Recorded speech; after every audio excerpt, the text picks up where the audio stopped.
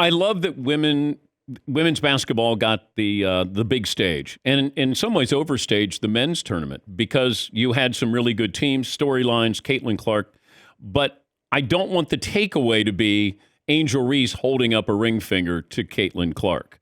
But it feels like that's going to be more than just a footnote here, Holly. Yeah, I'm really frustrated by this. This is such a distraction. And I was, obviously going through social media last night. And I have a question for you. I really am genuinely interested in this because it seemed like the people that had the biggest problem with the trash talking. And the backstory is Caitlin did this in their last round. Now, she didn't do it in somebody's face. She did the John Cena, you can't see me. Everybody thought it was hilarious. John Cena tweeted at her. Angels was a little more in Caitlin's face. I get that. But why are older men so offended by this? I really want to know. Well, they probably tuned in for the first time. They probably thought, oh, gosh, let me see. Oh, there's this little white girl, and she's acting like Pete Maravich and Steph Curry, and wow, she's incredible.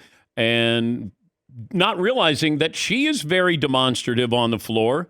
She's always going to the crowd, I can't hear you, or holding up a three, and she waved off the South Carolina girl on the perimeter.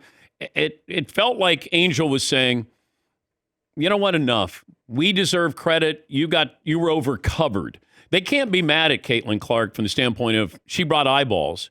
But my feeling was LSU and South Carolina were bothered by the overcoverage of Caitlin Clark. Therefore, people didn't focus on these women on these teams in their minds. That was the feeling I had. That's what people feel in their minds. I'll tell you this. I personally, I flew overnight, red eye, slept in the airport on the floor to get to Baton Rouge to do a feature on Angel Reese January 24th.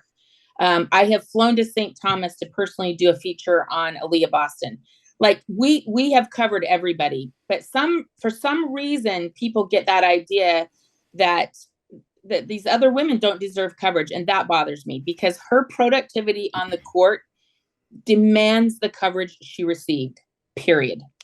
Well, then we misconstrue, and this is the feeling I got and I don't go on social media, but when it's sent to me, then I'll read. But sportsmanship and gamesmanship, that all of a sudden it felt like Angel Reese needed to show sportsmanship, whereas it was okay for Caitlin Clark to have gamesmanship, that she could be more taunting with you a little bit, or, she has fun, and I have no problem with any of this stuff.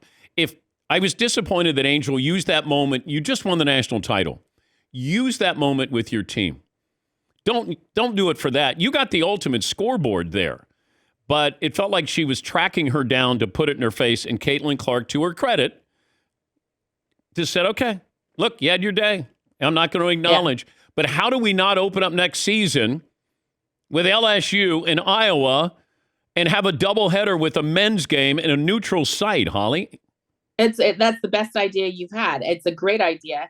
There's a couple of layers to this conversation that I think are important. Number one, if this happened in a men's game, would we even be talking about it? We might, depending on who it is, but we don't have stars. It might have been a funny meme. It would have been a throwaway. It wouldn't have been a hashtag. But we don't have stars in the men's game, Holly.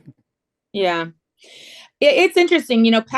Patrick Beverly does a lot of stuff. Draymond Green, all these guys do a lot of stuff, and we don't call them classless all the time, maybe sometimes.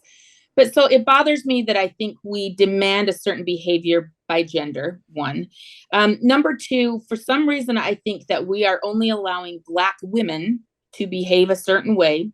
That's not right.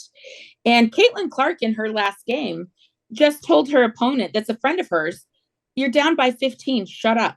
We caught it on camera. That became a meme on the internet. So I have no problem with these young women talking trash to each other. That's sports for the end of time. Both of these women, both Caitlin and Angel, grew up playing on boys' teams. They were both MVPs of two separate boys' teams.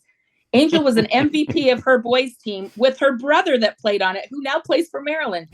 These women grew up playing with and against the boys. So I have no problem with their behavior. I really don't. Do I wish Angel hadn't done it in that particular moment so that became the story? Yeah. Maybe, because I don't want this to detract.